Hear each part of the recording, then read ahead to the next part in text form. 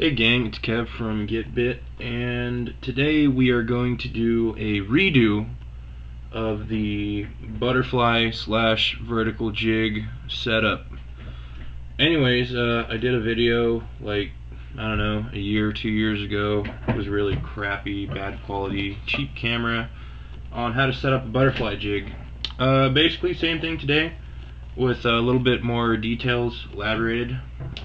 So I had a couple questions from people basically saying what is the advantage of the butterfly or vertical jig that these types of jigs have over our traditional yo-yo style heavy jigs on the west coast that we use here. Mainly the one thing is these are going to sink a lot faster. I mean, especially on our rock cod trips out here, when you jump out of San Diego and head down to Colonet. Sometimes you'll be jigging for lake cod, big reds, whatever. It can get windy, and there can be a lot of current. So the cool thing about this jig is it's going to go straight down, and it's going to go super fast. This jig, it's going to flutter down, and it's going to take a while to get to the bottom. So if the current's ripping, if the boat's moving pretty fast and you don't want your line way the fuck out there where it's going to get tangled up with everyone else's, definite butterfly jig. Unless you got a big honking yo-yo jig that's just going to sink down there super quick. The other thing is the hooks.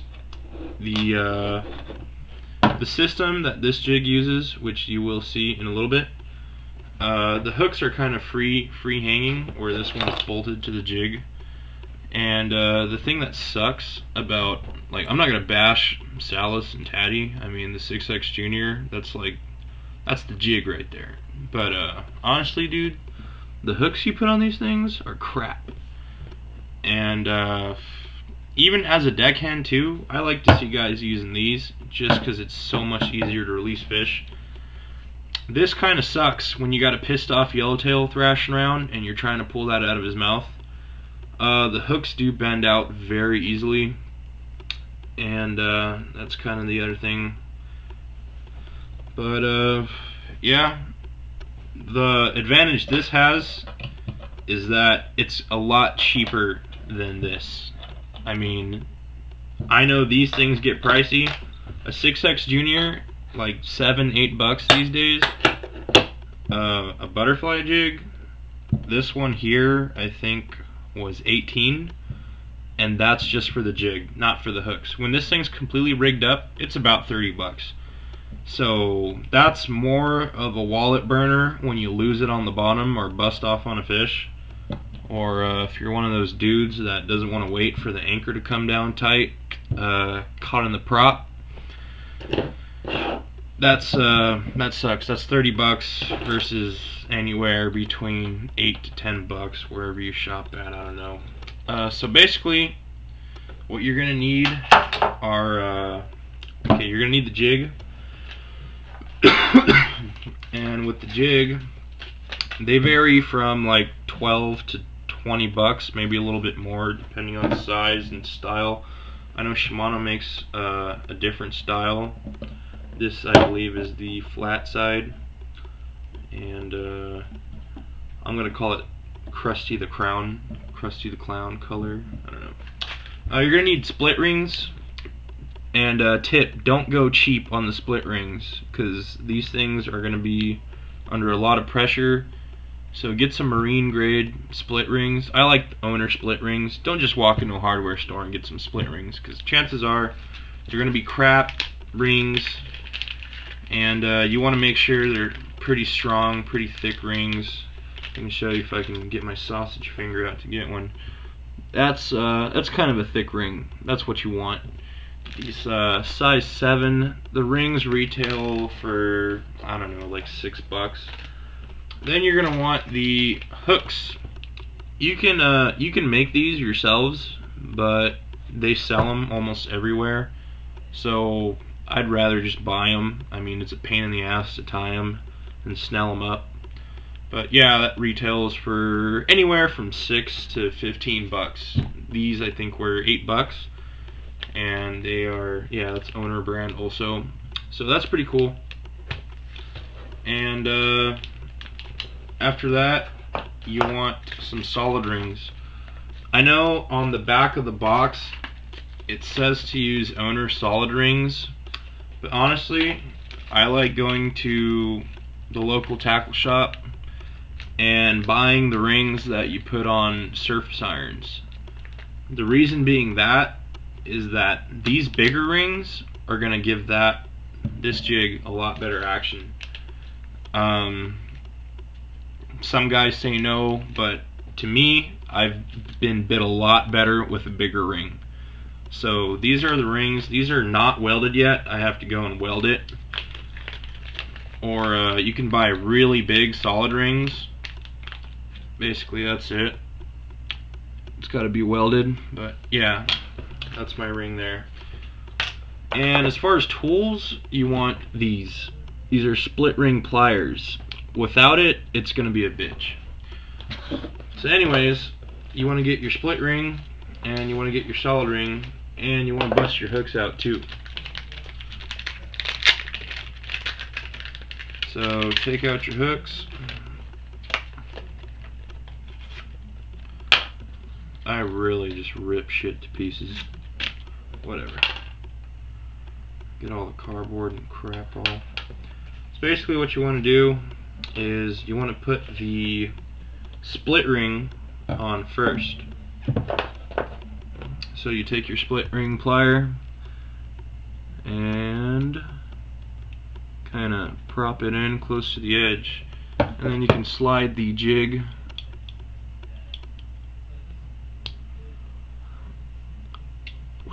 that went smoother. I'd also recommend having a pair of regular pliers just so you don't have to do this with your fingers, because that's kind of a pain in the ass too. I can't get a good grip on the ring. So you got your split ring on. That's what it looks like.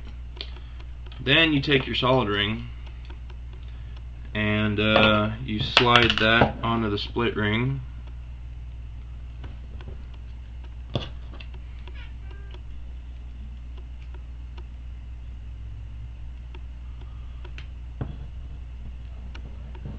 Come on. Yeah, kind of a pain in the ass too, even with the right tools, but eventually you just get it on there. See if I'll get lucky this time. I think so. Yep, it's on.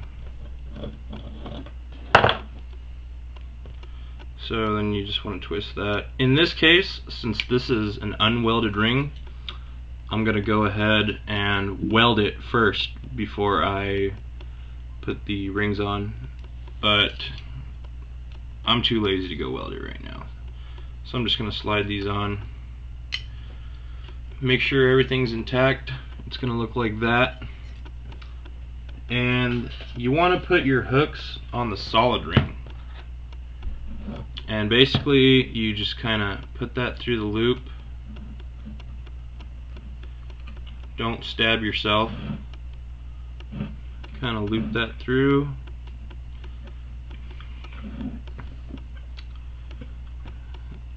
Get it around there. And just kind of tie it around there. Just like that. Bring it down.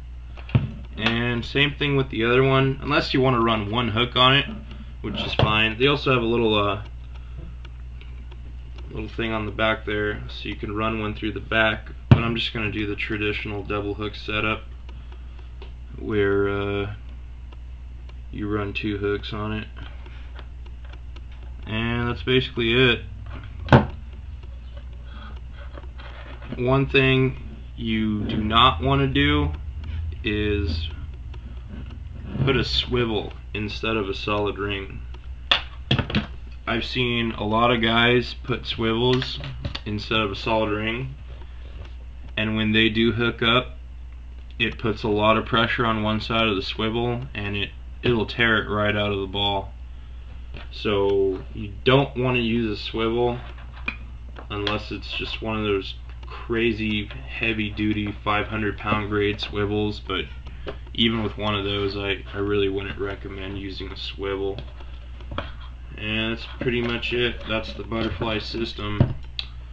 The other advantage this is going to have is that your line is tied to the ring and the fish is on this hook. There's no way that the fish can use this jig as a leverage to pop the hook out of its mouth. That's kind of the other disadvantage of the regular style jigs that we use here, like the 6X, the Tatty 4.0, stuff like that, is that the fish can actually use the jig itself to kind of pop the hook out of its mouth, which I've seen that happen a lot before too. So basically that's it. That is the butterfly jig system. And we'll take a closer look at this.